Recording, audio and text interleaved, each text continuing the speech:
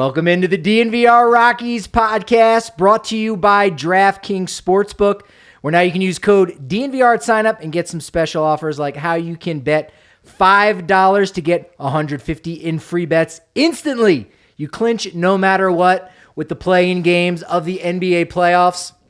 I'm your host, Patrick Lyons, joined with another host. Hi. The Suzie Hunter. I still work here. On the DNVR Rockies podcast. And, well, the Rockies just beat the Dodgers. What a way to... Yes! I love the air horn. What a way to start the season, winning a series against a Dodger team that thinks that they're winning the World Series. So this is just like a nice little ego boost for us. Apparently not. Apparently they will not be, because if we know anything about baseball, whatever happens on the first 3 days of the season is really just going to extrapolate for another 162. It's exactly in that fashion. Of course, yeah. Man, yeah, big victory on Sunday, 9-4 win for the Colorado Rockies. And the story, there's a lot of stories. So many stories. But probably the story for Sunday's game in particular would be Colorado native and DraftKings Sportsbook king of the game, Ty Blach. Round of applause Golf for Mr. clap Blach. on Masters Day. Perfect for that. Oh. Ty Blach goes 4 innings of shutout baseball, gives up only 1 hit, and secures the save. Gets a 4-inning save. For some pitchers, this week, that's a good first start. Mm-hmm. And he does it coming out of the pen to get the save and secure the series victory for the Rockies over the Dodgers. What a great story. Great performance, but also just a great story. Great job, little cat. It's his nickname. Great job. He loved Andres Galarraga. Ty Blach becomes the 7th Colorado native to ever play for the Rockies. He's joined by Mark Knudsen, a guy who we get to hang out up in the press box once in a while when he shows up at Coors Field. John Burke, who was, I believe, the first native to ever be drafted by the Rockies as well. Nate Field, Scott Ellerton, and then 2 guys you might know out there by the names of Kyle Freeland and Lucas Gilbreth. And now there's Ty Blach. We talk about Colorado natives. How exciting is that? So Antonio Senzatela doesn't have his best stuff, but nevertheless, he got the job done. Kind of was a similar start to what we saw out of Kyle Freeland. Maybe not as effective, but just really, 1 inning. He got out of jams in the first and second before Chacin comes in and gets out of a jam before Ty Blach takes over and just looks fantastic. Mm-hmm. He had a lot of family there too, didn't he? He did. So his parents were there, and his dad, he told us, is one of 9. So he doesn't even know how many aunts and uncles were there. There were just so many family members there. So good for him. Yeah, where is Randy and Karen? Randy and Karen, mom and dad were in the house, of course. Dad's from, I think, Yuma, Colorado. Where was his mom Karen from? Julesburg, yeah. So, the Colorado native has parents that are natives. So, that's as native as it gets. Generational Coloradian. Yeah, no, it's so exciting for that. And then, the other story, so he, of course, gets the win. He gets the chain. But he wasn't the only one that really got to celebrate. Oh, my gosh. Well, Bud Black had his 1,000th managerial win. So they both got a beer shower afterwards. A big celebration. Yeah, I don't think that's going to help, but thank you. They both get a beer shower, and then, Buddy is one of only, this actually probably for you, is one of only 66 managers in the history of baseball, which you go, oh, that's a decent amount, and there's only 30 jobs in the major leagues. Well, at one point, there were only 16 major league teams, you got to remember, and baseball has been around for, last year, we had the 150th anniversary, really, of the start of professional baseball or of the major leagues and whatnot. So pretty rarefied air that Bud Black gets himself in with 1,000. Needed 2 going into this year.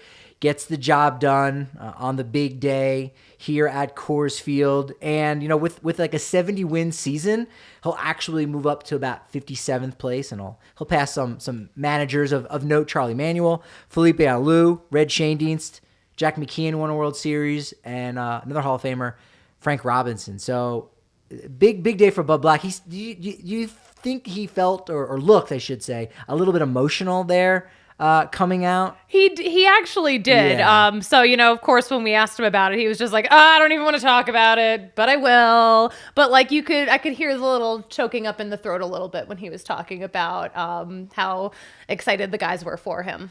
Yeah, no, he was very excited about that. Mm-hmm. Sorry you're here. Yeah, you're going to have to look on the Google document to do that. We're doing a show. So, trying to multitask here. We have so much going on. It's we been got a whirlwind but it's of a good weekend. thing, right? It's a great thing. I'd rather have too much exciting. going on than nothing going on. Yeah, really. Like, Rockies are a 3-game sweep. But no, win 2 out of 3. And he was really excited. One of the interesting fun facts, we'll give credit to our guy, Manny Randawa, from MLB.com, points out that, and really, tip of the cap to him, because this would be something that I would do. So he bested me on that. No! He went in and said, well, 1,000 wins now for Bud Black. Let's go back and look at his first season with the Padres, his first ever win. Who was in the game? Who was in that lineup? Well, the starting center fielder for the opposing San Francisco Giants that day that Bud Black got his first win, none other than current Dodgers manager Dave Roberts. So just cyclical, right? I loved it. It's amazing how it all comes back around in a fantastic way. Again, Rockies get the series victory, win 2 out of 3 with the 9-4 W on Sunday. It's actually their first series win at home against the Dodgers since August of 2018, where it was actually a 4-game series. And if you know your Rockies history, 2018, also the last time the Rockies went to the postseason. Oh. So again, based on the first 3 games of the year, we already know how this thing's going to play out, right? Yeah, guaranteed, of course. And where did the 2018 season end? Los Angeles, game 163. Now they lost. But where did the Rockies season end this year? Los Angeles. Yeah. There you go. So, it's too soon, but man, it's fun to get hyped. We both came in at the same time. Yeah. We were with you here. We were talking with Kale, and after we caught our breath, our heartbeat was down, and we were nice and calm, and then we got all hyped up again. Yep, I'm totally hype. Senzatela, 3 1/3 innings pitched, 9 hits, 4 runs, only 1 was earned, 3 walks, no strikeouts. Now, the reason why only 1 run was earned was by a little play by a certain left fielder. What were your thoughts on the Kris Bryant error? I mean, I know the wind was a factor, but hey, no harm, no foul? I mean, I know we expect better, but also the wind was insane, and it was messing up everyone in the outfield, I feel like, today. The wind was just nuts. It was too much. We weren't expecting it. Were you expecting it? The wind? Well, I mean, kind of. If you follow Patrick Saunders on Twitter, he was mocking me for all the layers that I was wearing, and I was very much prepared. I stayed nearby here in Denver, so I was all packed up yesterday when it was 70 degrees out on Saturday, and I was ready to go with my layers. You were so prepared. I happened to have a winter jacket in my car, but I was not prepared. I showed up in a cute leather jacket. I'm like, here we go. But it was nicer out when we got to the park. It was. I mean, if you're out in the sun, like if you were sitting in the bleachers, you were probably fairly comfortable all game long. I mean, again, the wind probably was a little bit cold. I think the wind really. But you might have been all right. It. I don't know. We'll never know. It's too late. Well, yeah, there's no way of knowing. But yeah, it's deceivingly cold in the press box. They have the heat on, but it's not that much. So yeah, so I was prepared for cooler temperatures, but not the wind. And again, Bryant, misplays that ball there that allows the bases loaded. Boom, all 3 runs score there. Kind of gives up, some of the big lead that the Rockies had. It was still 6-4 at that point. So again, no harm, no foul. Chassin comes in, Block does their thing, but Chris Taylor had an issue on a play that was originally ruled a double by Ryan McMahon, later overturned. But there were a lot of really good defensive plays, and a lot of that had something to do with the fact that the wind was a factor. Ryan McMahon on the shift, he was at shortstop, ran over in foul territory, made a really nice play, a sliding play. Grichuk made a really nice play in right field. Daza, another one of those sliding grabs. So the defense, I think, was on point to support the pitching. In a big way. For sure. As CJ Cron, Iglesias knocked their first home runs of 2022. A 2-run shot by Cron in the third, and Diaz in the 7th inning. Jonathan Daza went 2 for 4. Bryant 2 for 5. Looking good there. Cron 2 for 4. All of them multi-hit games. So, bottom line, you win the ball game, you win the series.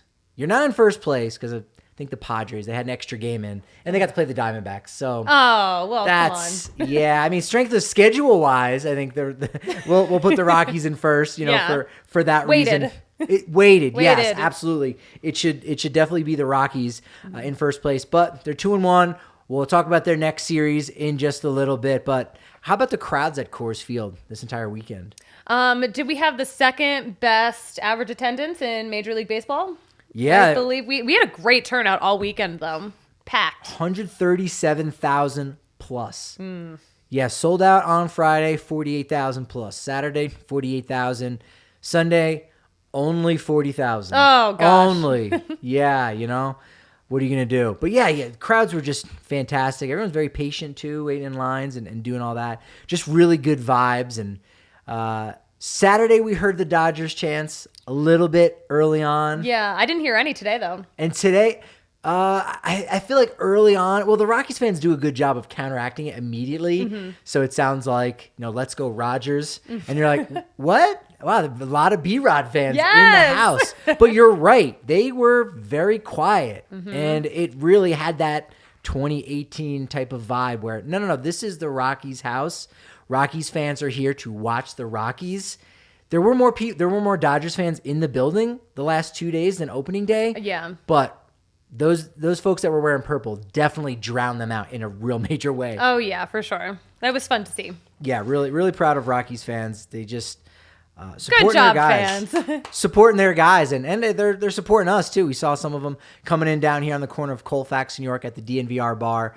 Remember, when you're a member, you get a member-sized beer. I want to call it supersized, but I also don't know if people know what that means anymore for something to be supersized. Oh gosh, really aging us, aren't maybe you? Maybe that's a good thing that nobody actually knows what that is. Then again, also large is now supersized. Like if you ever buy like a vintage tea, and it's like, oh, it's size large, and you're like, oh, this is like a medium in 2022 age. Yeah. Not the case here at the bar. It's member size is supersized. It actually is. Thank you for elaborating. Really large. Yeah, only 50 cents. For membership to the DNVR.com. We get all of our great Rockies coverage. You get an article from Suzie there. Not a free one, though. Not yet. No. I'm not giving it away for free. We'll get some of them out there, but that was a fantastic article. I want to pick your brain on that about Jose Iglesias. The support I'm getting. Freddie Freeman. Yeah, so we're doing our thing on the Rockies. You also get all that great Broncos content. And we're going to the postseason here with Nuggets and Avs. You can get all that content, not to mention DNVR Golf. They just had a fantastic show all about the Masters and whatnot. Scott Scheffler is a name we need to know now. He's a good golfer. I didn't know him that well. But if you want to get on the action for the NBA playoffs, like I said, it's next level right now. New customers can bet just $5, and I think you get about $150 guaranteed on the play-in games. They also get same-game parlays going on DraftKings Sportsbook. So even when you kind of know what the outcome is, or if you know Jokic is going to put up, certain numbers, if you link those things together, now all of a sudden it becomes longer odds, and you win a lot more money because of that. So make sure you do that. There's also play-in games, free games too, depending on where you're at. So download the DraftKings Sportsbook app today. Again, $5 bet on these play-in games is going to go ahead and give you $150 in bets. It's locked right in there. Free bets. Good to go. Must be 21 or older. Colorado only. And there's a bunch of other disclaimer stuff, but we're having Wi-Fi issues. So, I can read that from here. I'm being facetious. But yeah, 1-800-522-4700 is the number if you happen to have a gambling problem. Restrictions apply. See DraftKings.com/sportsbook for all those fantastic details. And my DraftKings Sportsbook pick of the week isn't as good of a pick of the week as it's been in the past. Well, I shouldn't say in the past. Isn't as good as it was about an hour or so ago from Game Time, because it's the Rockies on Monday against the Texas Rangers. It was, I think they were at like minus 110 on the money line, and it's since already changed. DraftKings really likes Austin Gomber against Taylor Ahern, and so Yeah, now it's plus 105 on the money line. But I think the Rockies are going to look good for the Rangers home opener there down in Arlington. I feel good about that. What do you think? I'm feeling really good about it. Yeah, for sure.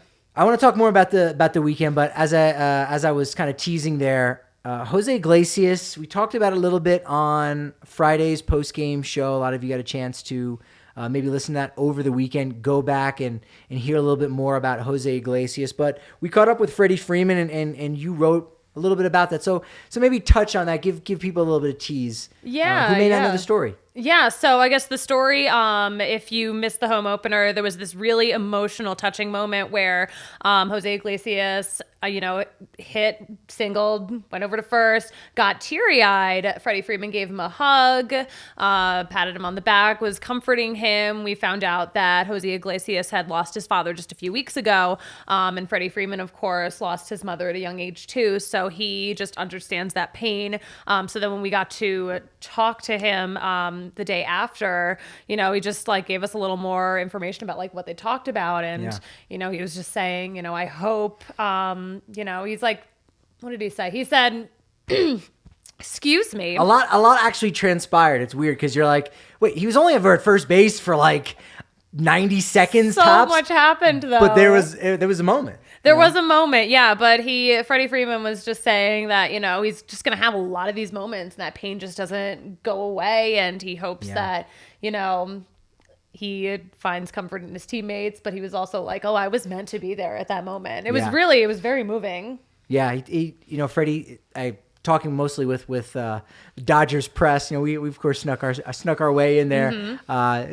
We wanted to get the inside scoop on that as well, but mostly with Dodgers press, and apparently part of his story is, he should be in Atlanta, right? Mm-hmm. But no, he's in LA. And so he said, I'm in LA for a reason. I was at first base there and was there for Iglesias, part of the fraternity, part of the brotherhood of really Major League sweet. Baseball. It was really cool. So that went down in game one. Rockies lost 5-3. Kyle Freeland not sharp. But in talking with him after the game, he didn't really look too bothered by it. No, you're right. Right? Yeah, because it's one game. You got to flush it, mm-hmm. right? When you lose, it really all came down to that fourth inning. Did a really good job. Innings 1 through 3. Had 6 strikeouts. All those runs came in the fourth inning. Shortened spring training. That's going to happen. Still, relatively close game. Bullpen was very effective. 5 1/3 innings pitched. Bullpen was fantastic all weekend. 11 1/3 innings pitched. Only gave up 1 run all weekend. That's it. That's fantastic. This is exactly what we want to see. Bullpen was really dominant. McMahon, Bryant, Diaz doubled. Game 2, which we haven't talked about, Germán Marquez. Were you shocked in any way, or maybe just surprised that not so much that Kyle Freeland was named the opening day starter, because we know what he can do. We saw that 2018 season where he was 4th in the National League in Cy Young Award voting. But that Germán Marquez, the Rockies' lone representative in the 2021 All-Star Game here at Coors Field, that he wasn't named the opening day starter. A little bit of a surprise there. Yeah. I know we talked about how we were definitely surprised, but we talked to Todd Blach before the game. He said that he's super proud of how far along he's come, the progress that he's made. So, I think good things are coming. Yeah, it's the team is never going to say this, but we can. They're challenging Germán Marquez because he's got another notch. He's got another level in many, many ways. And so, hey, you know what? You're not going to get the opening day star, which would have given him 3, and he would have been head and shoulders above everyone else in franchise history. We went through that list on Friday's postgame show of the 9 other guys who have 2 starts, and so that would be pretty special. And no, let's can't just give it to him yet. He's got to earn it a little bit, and so you saw that there on Saturday. Gives up a home run to Austin Barnes, where maybe he gets a little upset, maybe his cage gets rattled, but he keeps his composure, doesn't walk a Dodger batter, strikes out 5, only gives up those 3 hits, and you see that, okay, this is the Marquez you need to be with every pitch, have that command, have that control, have that focus, particularly against the Dodgers at home in Coors Field, where he knows he pitches well, but it's against the Dodgers, and he was able to do that. And you say, okay, look at that. Though you could have done that on opening day, but you might not have had that carrot to dangle and say, you've got a way to go. You've got a way to go. And we saw him go that way on Saturday. But yeah, the composure was key. Yeah, he's got room for growth, and we got a chance to see that. Retired the final 9 batters that he faced in the Dodgers lineup. And going into Sunday, so Marquez, as we said, 7 innings pitched. Going into Sunday, only 3 other pitchers in Major League Baseball had lasted that long, which, you go 7 innings, that used to be a mediocre start. If you're an old timer and you watch baseball in the 70s, 80s, maybe even early 90s, but with shortened spring training, again, guys are on a pitch count, so you can only go so long. So he was effective, had those quick innings in a major way, and so looked really, really good. Mm-hmm. Alex Colome, not so good. Oh my gosh. I loved the just running bit about how long he took to pitch. Which he did. Like in between each pitch, he's like, let me catch my breath, and then let me catch it again before I throw another pitch. But Blach even joked about it this morning, saying like, no, he's not available today because we have a flight to catch tonight. I'm not going to lie. I didn't actually get it at first. I didn't know, because I was the one who asked the question, and it was one of those of like, all right, maybe he's kind of maybe putting me in my place or something, which again, not in any kind of bad way. I think someone asked the question on Saturday night about, it's like, does it take a long time? And he's like, well, no, I mean, that's his game. That's what he's doing. I'm not going to tell him to change his game.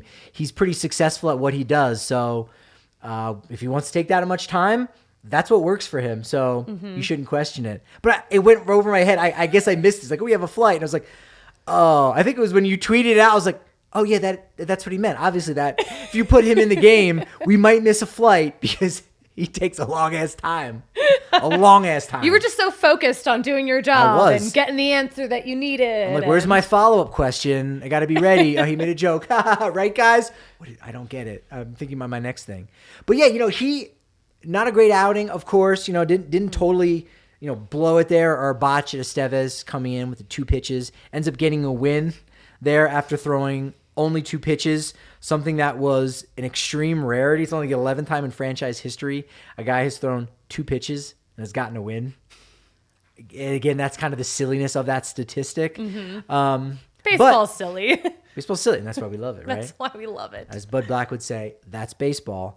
But the thing is, if you actually go back and look in StatCast numbers, which if you do a Google search on StatCast, you're not going to necessarily find that page. It's baseballsavant.com for anyone that wants to follow along at home or fact check our work. But if you go to Baseball Savant, you can find all about the pitch velocity, launch angle, exit velocity, estimated distance of a pitch, expected batting average, and you go, hey, man, that was a great play. Like if you look at that play on Saturday that Sam Hilliard made, diving catch there in kind of left center field, you go, wow, great play by Sam Hilliard. It was.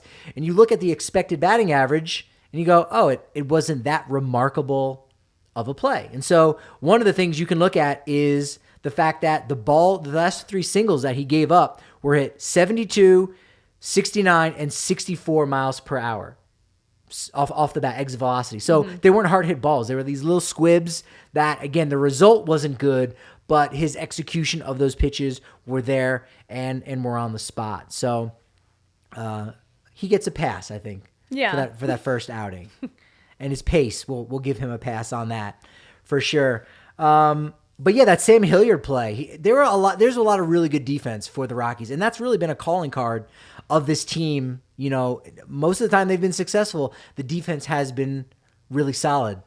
Also had solid defense in years where they haven't been good, but the defense was great. Connor Joe looked really good at first base, got to start in back-to-back days on Saturday and on Sunday. And Sam Hilliard looked really good and looked really comfortable in center field, as did Jonathan Daza today. Yeah, for sure. Yeah, Sam Hilliard did a lot of running this weekend. He did. Yeah, Bryant said after Saturday's game, he's like, yeah, I just kind of wanted to make him look good. Because that was a ball that, like, Bryant could have probably taken 10 steps to his left to grab, but there was no communication between either of those guys whatsoever. Hadn't had too many reps together during spring training, so they're going to have to get that feel. Also, put yourself in Sam Hilliard's shoes. Sure, he's playing center field, but the guy next to him just signed a $182 million contract. If he wants that ball, and it's really close to him, he can have it, except he didn't hear Bryant. And then at the last second, you had to see him, lay out for a ball that he probably could have camped under a different circumstance. So, great athleticism by Hilliard. Even on the ball that he went back off the bat of Freddie Freeman, 418 feet to straightaway center field, goes in and grabs that on the warning track. So defense really solid. Bard looked good in the ninth. 1, 2, 3 strikeouts. Were you? Did you have any sense going into opening day or early on in spring training as to who the closer of this team should be? Estevez, Colome, Bard. Bard lost a job a little bit last year. Colome is the veteran, but he hasn't done it in Coors Field. What has been your sense with the closer's role, at least as of right now for the Rockies? Yeah, I mean, I guess I kind of thought I guess it could be Bard. Yeah. Yeah. Yeah. Yeah, he looked really solid, all 3 strikeouts, so he did a fantastic job there striking out the side, and Connor Joe was the man of the game on Saturday, had a bunch of really good plays defensively, and so when a guy does it, on the defensive side of the ball, you go, all right, when he comes to the plate, man, there's some juice, you're watching for something extra, and in the 8th inning, gets the job done. Yes, our first home run from a Rocky of the season. We waited a while for it. We waited way too long. Well, we got the guy. We got Kojo to do it.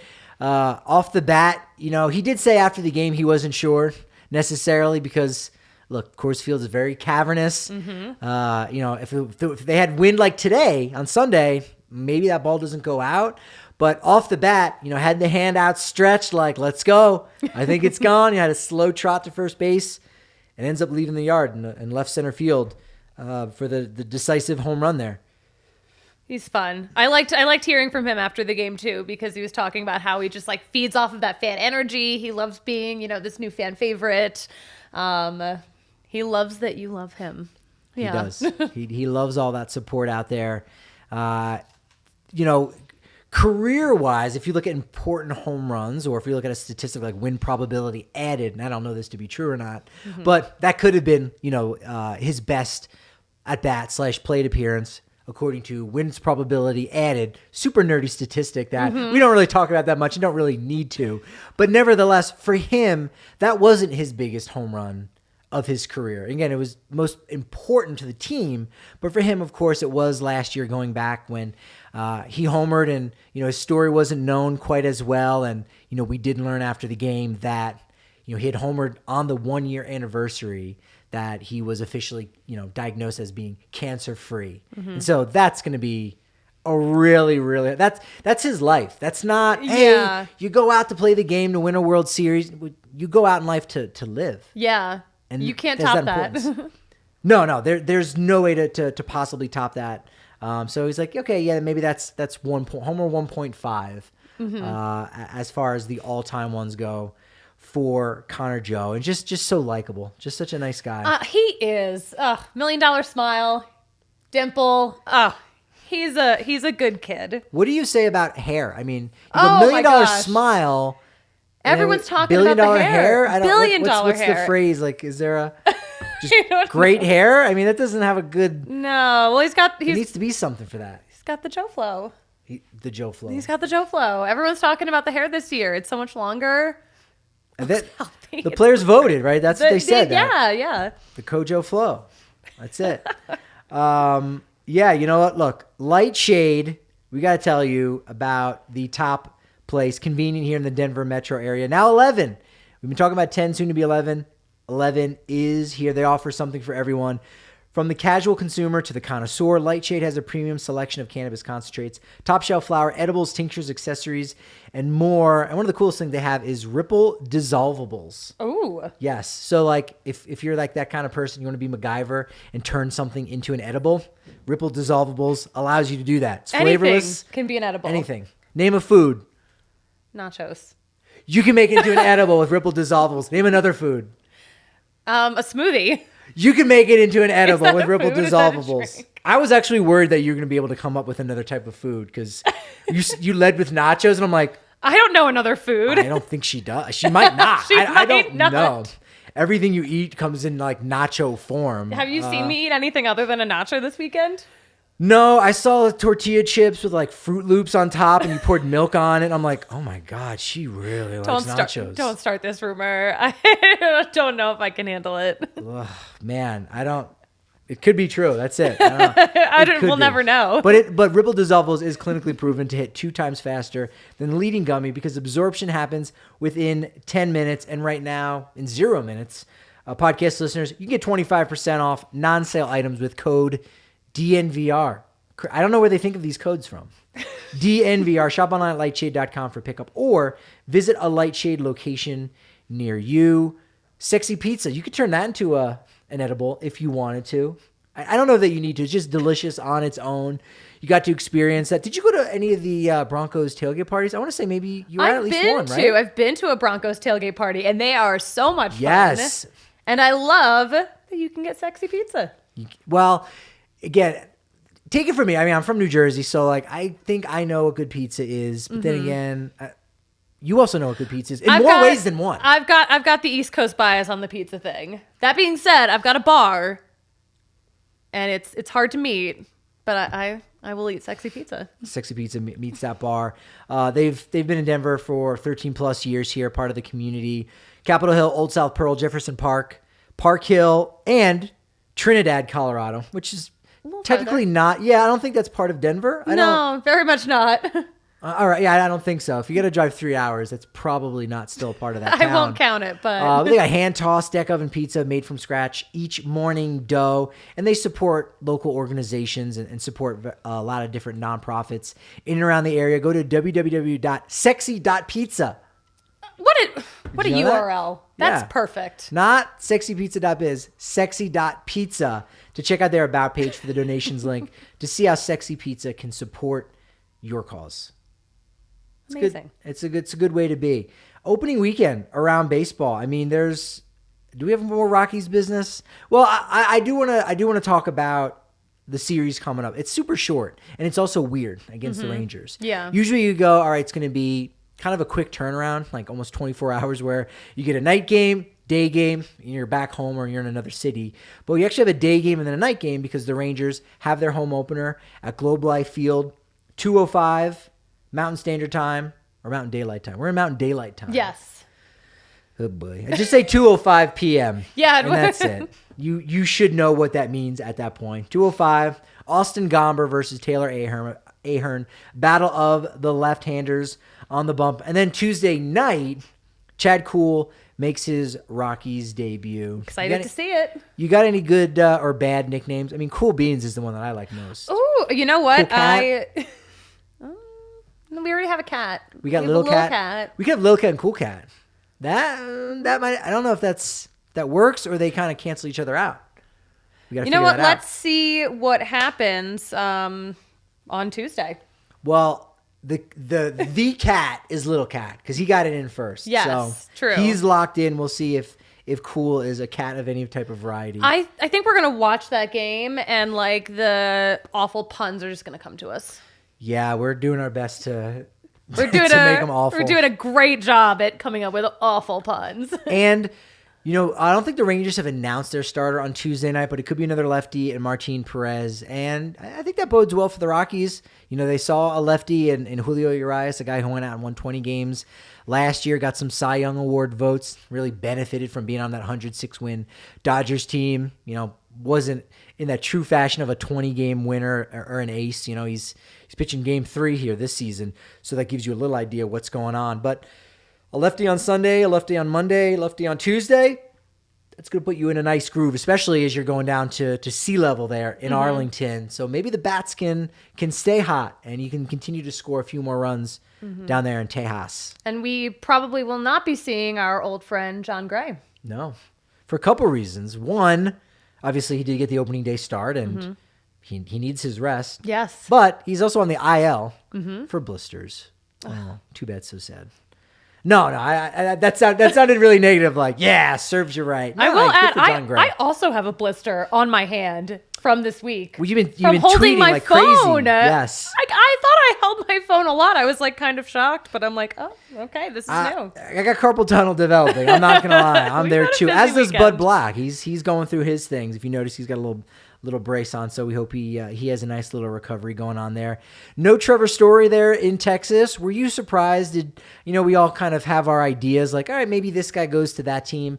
But you said, obviously, Freddie Freeman's going back to Atlanta as far as free agents go. Yeah. Doesn't happen. Nothing happened that I expected to happen. No. Trevor Story obviously goes to Texas. That also doesn't happen. Yeah, I mean, it just made so much sense. He's from Texas. Well, let's get this kid back home. And when it didn't happen, I was absolutely shocked. That was really surprising. You do have two other former Rockies. You might remember Greg Holland, all-star there, closer in 2017, and Charlie Culberson. Give us your best Charlie Culberson story. Go for it. Do I have one? No, I don't think anyone has a good... He was a good guy. He was a good utility player that they kind of got for nothing. Actually, he came over in the Marco Scutaro deal back in 2013, I want to say. Yeah, that was before I was born, so... Rangers, I believe they won. They did win on Sunday, so they've got to win. They are not like the Baltimore Orioles, who are the only 0-3 team. Although, by the time a lot of people listen to this on Monday morning... Who knows? The Red Sox could be 0-3.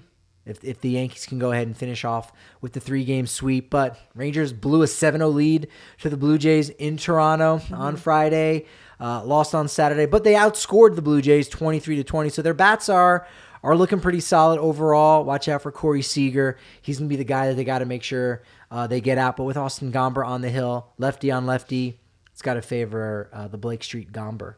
The Blake Street Gomber. Is that new, or have you been saying this?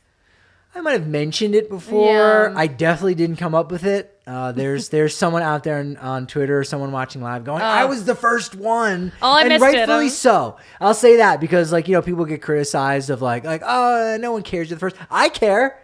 There's always a first one out there. And you deserve to get that credit for being that first. You are just an advocate for people getting the credit they deserve, even if we don't know who gets the credit. I think I was the first to throw out there Russell Wilson on the first pitch, so... Hey man, if I want to get credit for my Take stuff, that credit. Take it. Yeah, as we say in wrestling, you got to get your shit in. As we say in wrestling, because this you is a wrestling podcast. It is. You're learning that. It's there's a tinge of that there. Other little news and notes around the ballpark at Coors Field. Jillian Gieb, who was I believe only like the fourth scorekeeper. Female scorekeeper in the history of baseball last year. She was the official scorekeeper on opening day. Yes, she was. So Dave Einspar, who's the guy who schedules all that, says, you know what? You can have opening day. I'll do the rest out of the spotlight. So I love that. Dave kind of gave her that shine. She was the official scorekeeper. We didn't see a pinch hitter at all on, was it Saturday? Saturday, yeah.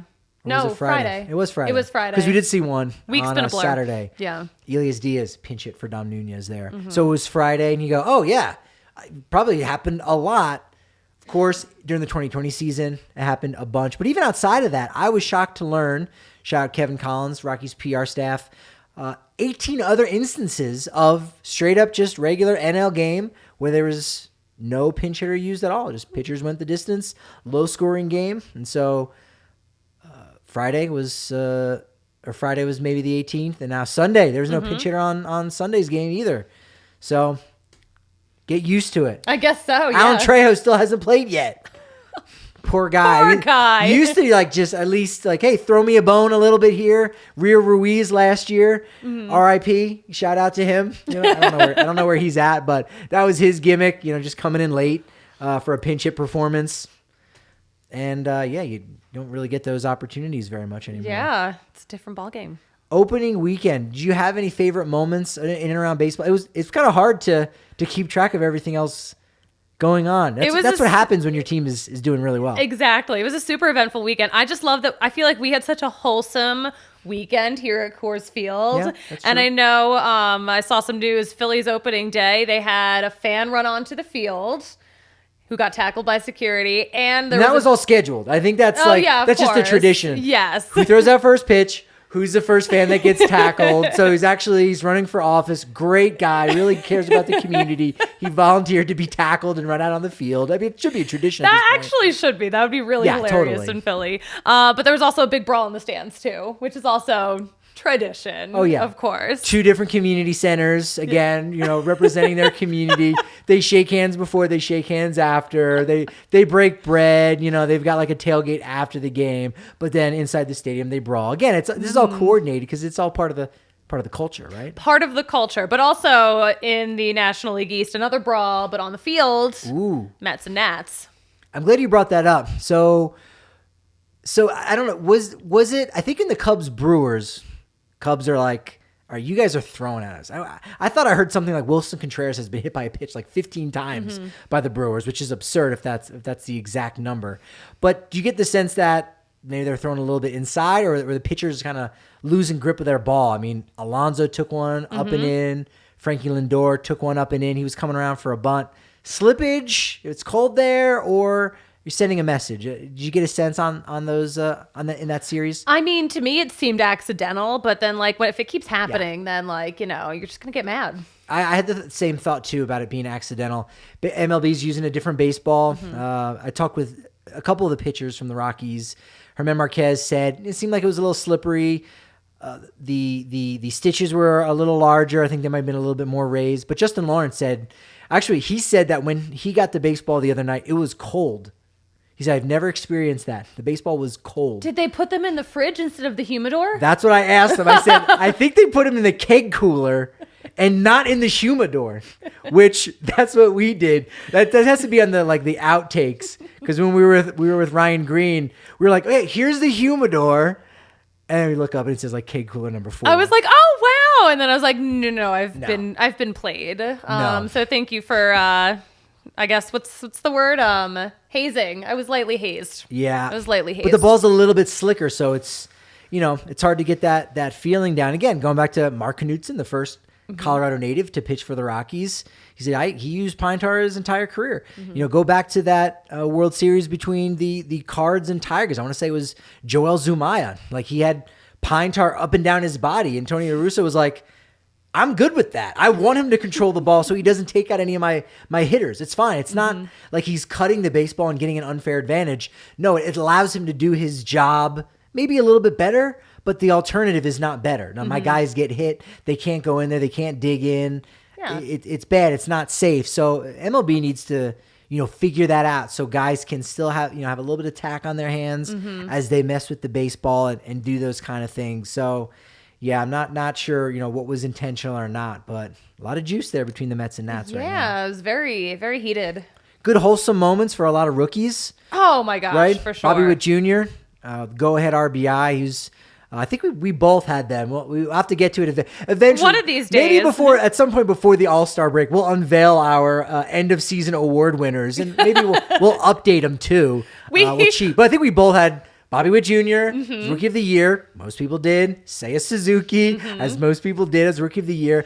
That's one that never comes through. The favorite of the Rookie of the Year never wins it. But both those guys off to a good start. Yeah, for sure. I like that Seiya Suzuki hit his first Major League home run, but he also brought snacks from Japan to the clubhouse. I did not see that. Oh my! Actually, Taylor McGregor, our old friend, tweeted that out. Green tea potato chips or green tea Kit Kats, which I think you can get those. No. It was different stuff. I'm not sure exactly what it was, but it wasn't stuff that I recognized. So it looked like a fresh spread of some new snacks for his new teammates. Yeah, he's into those snacks. He went up and was very comfortable with David Ross, who was eating trail mix, and he pointed to it and he said chocolate. And he's like, no, it's trail mix and it has nuts and stuff. And he looks like, no, there's chocolate. And he's like, oh yeah, there is some chocolate. And he rubbed David Ross's tummy. And it's like, so my guy's pretty comfortable, is what he said. So yeah, he's gonna be a character. He's wanted to play in America. Yeah, he got his wish. Spencer Torkelson barely got that word out. Spencer Torkelson, that's a tongue twister. His name is a tongue twister. I can't talk. They talk to his dad in the stands. He's got tears in his eyes. Jeremy Pena, they're talking to his parents after he gets his first major league hit. Then he ends up going yard. I was actually a little bit. And so it'll be interesting to see whose side are you on. Okay. You're on the parents' side or you're on the reporter's side. But I wanted the reporter to get out of his parents' face because they're interviewing him when he's up. And I'm like, just let them enjoy their son's first home run. Yeah. And they're on mic and she's doing her job. She's asking the follow-up questions. but English isn't their first language. And I'm like, let them have this moment. I think if you listen back, they exchange a quick kiss because they're showing Jeremy run around the bases. And I think the father turns to the mother. And they exchange a little kiss. It was really nice, though. Yeah, that's sweet. Joey Votto was mic'd up, which we don't really get to see in a regular season game. Yeah. Are you a fan of that? Do you want to hear players? Well, I always want to. game? I love like hearing people when they're doing things that aren't just sitting down and being interviewed. But I'm like, I also want him to focus on his job. I don't want him to be distracted. Got a job to do. No, his job for is sure. not just making hilarious TikToks now. Oh boy! But he's very good at them. He did something else. We'll loop back to Okay, Joey we'll circle Votto, back. and We'll circle back. We'll have a social media moment for all the different players on the Rockies because they're always doing interesting things there. D-backs nearly no hit twice to open the season against the Padres. Mm-hmm. Which isn't as much fun as their other big story. So big rookie guys. on National Beer Day, which was opening day, Right. April 7th, Yes. rookie Seth Beer hits a walk-off home run, and everyone loses their minds because that's amazing. How does that even happen? I think everyone got like a free beer too. Serious, I think that that has was to a thing. happen. Yeah. No, I'm not saying that should happen. I think that did happen. Again, I can only spend so much time paying attention to the Diamondbacks this year. Sorry, right, yeah. PHNX D-backs. Sorry, guys. I think we're feeling better about the fact that They did all get free They beer. did. That's There you fantastic. go. We love to hear it. Thank you. that's it. I think super producer here is going to be going to more D-backs games down in Phoenix. Is he your favorite? He's your favorite D-backs guy now, right? I don't have a favorite D-back guy. I only have a favorite Rockies guys. But what if a guy I do like through, Seth Beer, though. I do like Seth Beer. If he He's gets you pretty free cool. beer, I mean, you got to be okay with that to a degree, right? I like Seth Beer. What I heard, he's a pretty cool guy. Yeah. You yeah. can't be like lame with the last name Beer. Like that, it's not possible. Beer o'clock, man. Yeah. Actually, he should have the number 30. Beer 30. Like that's. Oh. I think it should be 21. Because you can't drink beer till okay. 21. Also Yes, a good I like that one. I'm pointing over here. That's where he exists in the upper region. You can't see him. He's above your laptop right now or your device. He's our man upstairs right now. Yeah, you're here. You're here. What do you think about players being mic'd up in the game? What are your thoughts on that? I like it as a fan. It just gets me, in any sport, not even just baseball. I like getting the insights. I like hearing them talk the shit. I think it's fun for fans to get to hear what they're saying as the game goes on.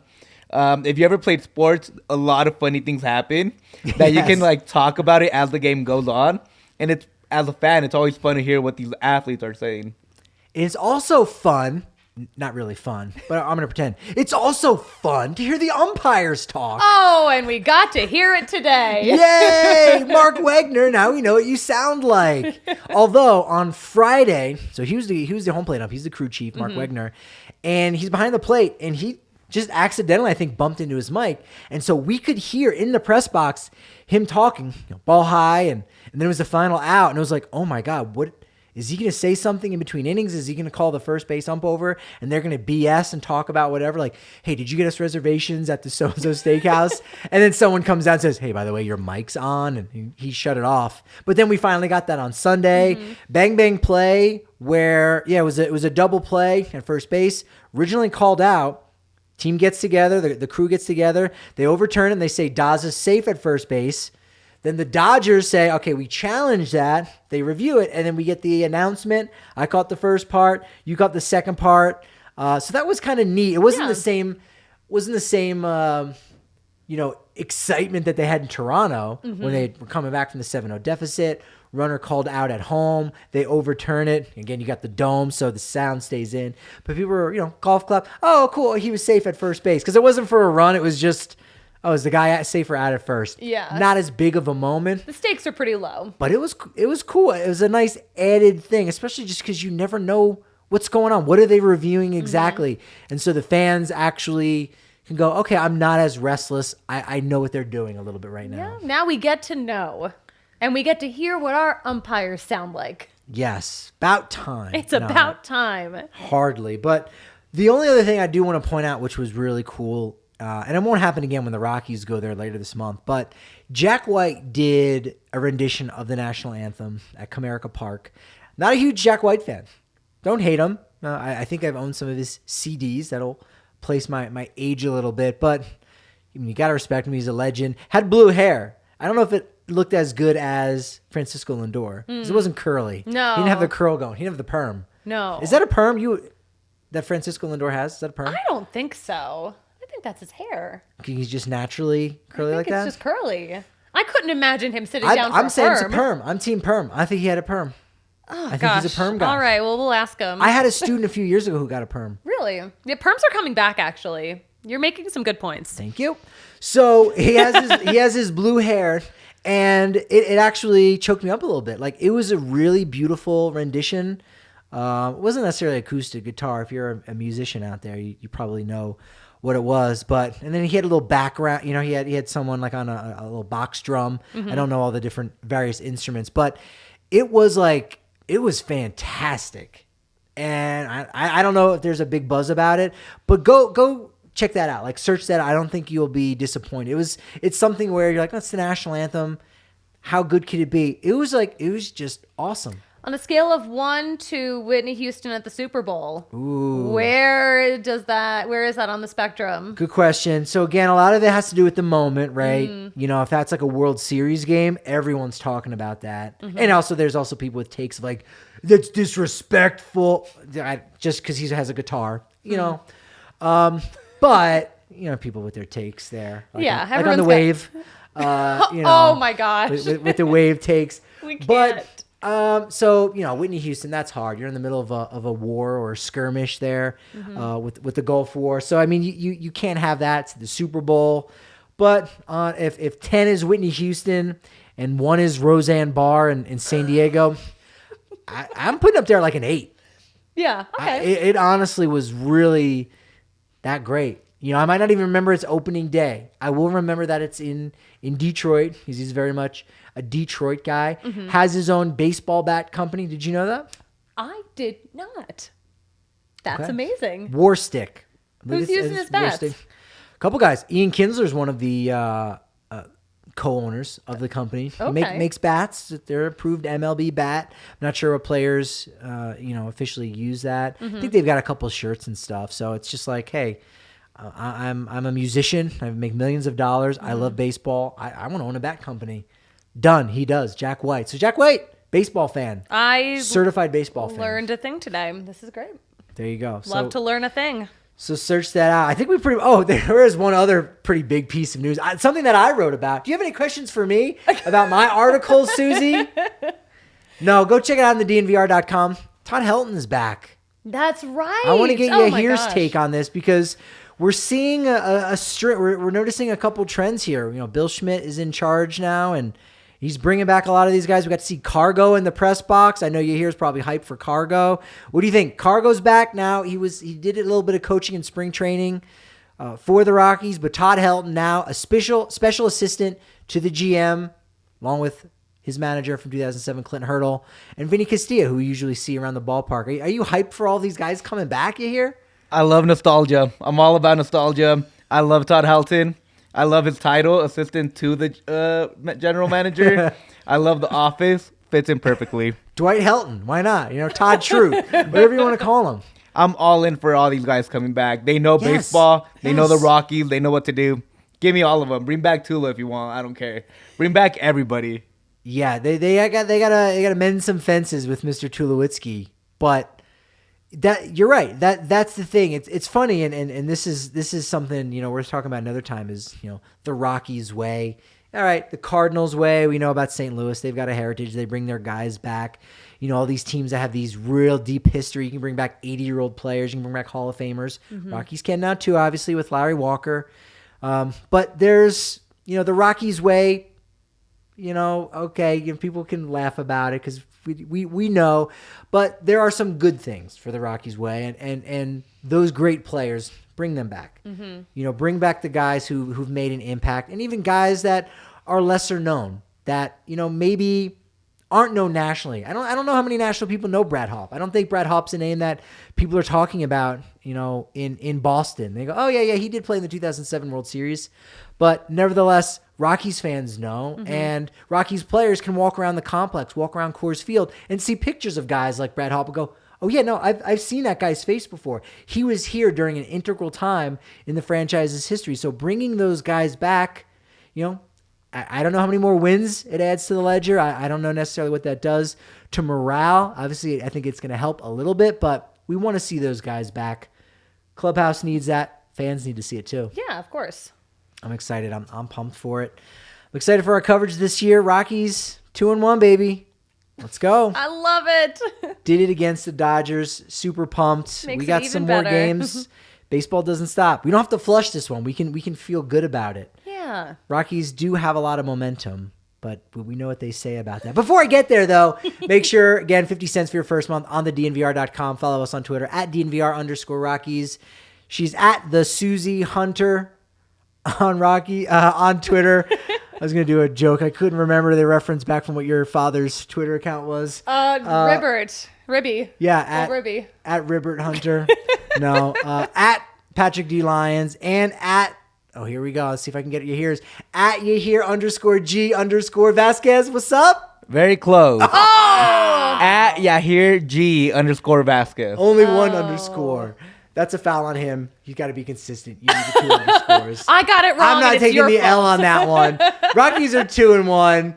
They're looking good right now. They've got the momentum, but we've got a little bit of momentum, but we got to do it again. It's only as good as tomorrow's podcast. So, of course, we will talk to you then.